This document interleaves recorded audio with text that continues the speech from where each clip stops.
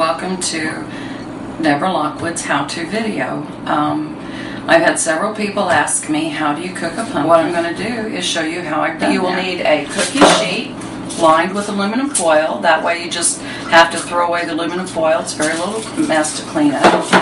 And I have 3 little pie pumpkins here, and all we're going to do is simply cut the tops off. And the larger pumpkins are actually easier to cut.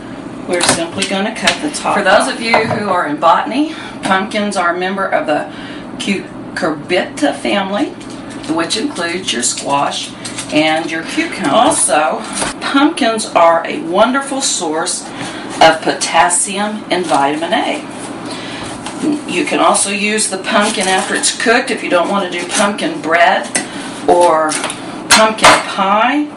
You could make soups with it,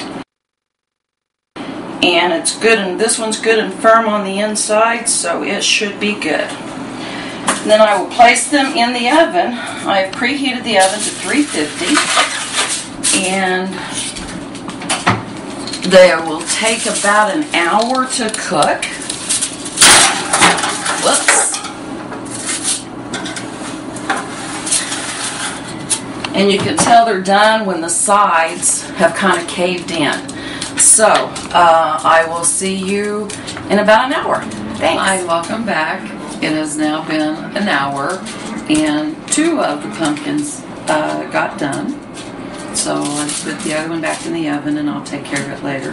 One way you can tell they're done is when you push in, they're going to be soft to the touch. Okay? These have cooled just a tiny bit.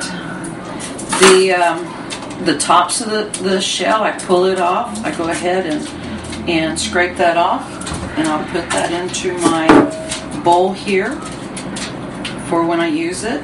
The color, you notice, is a yellow.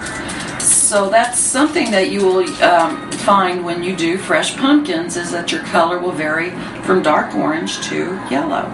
So when you're making pumpkin bread, that's not going to be too much of a factor. But when you make pumpkin pies, your pumpkin pie may turn out to be a yellow one. And that's okay. It still tastes like pumpkin. So you just discard that. Then I do the same with this one.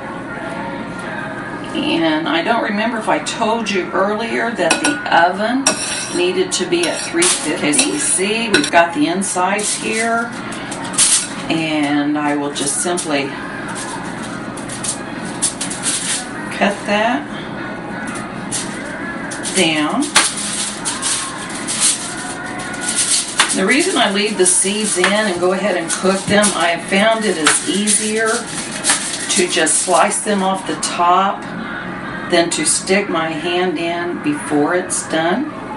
So I will just go ahead and slice off that little bit right there. Get rid of the seeds. And then I simply slice between the skin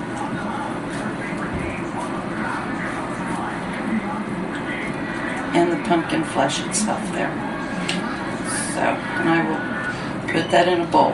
What I do then, after this is cooled down enough, I will package it up 2 cups at a time in a Ziploc bag, and then we'll freeze it. That way when I'm ready to make a pumpkin pie or pumpkin bread, my pumpkin is ready to go. I do need to make a note here that pumpkins are 90% water. So when you cook a pumpkin pie or pumpkin bread and you're using fresh pumpkin, do not use water and cut down some on the oil, because if you don't cut, I know when I make pumpkin bread it calls for water. I don't use that at all when I'm using fresh pumpkin, because there is plenty of moisture in the pumpkin itself.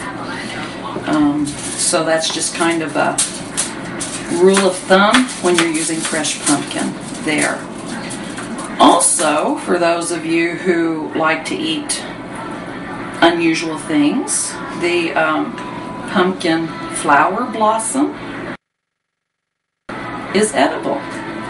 So that might be something to use in a salad if you like an unusual flavor there.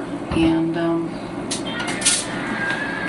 so this is how you cook a pumpkin. You simply cut it apart and peel it off away from the peel there. Put it in your bowl. And I probably won't bag this up until later on tonight after it's cooled. But as a reminder, I measure 2 cups, and I put it in a baggie, and then I will freeze it. So then I am ready to make pumpkin bread, which is a favorite tradition at our house for Christmas time. So the reason I have chosen to do the how-to on pumpkins is I have many friends that would say to me, well, how do you cook a pumpkin? So I thought, well, it's just really a simple thing, and I have now shown you how to cook a pumpkin.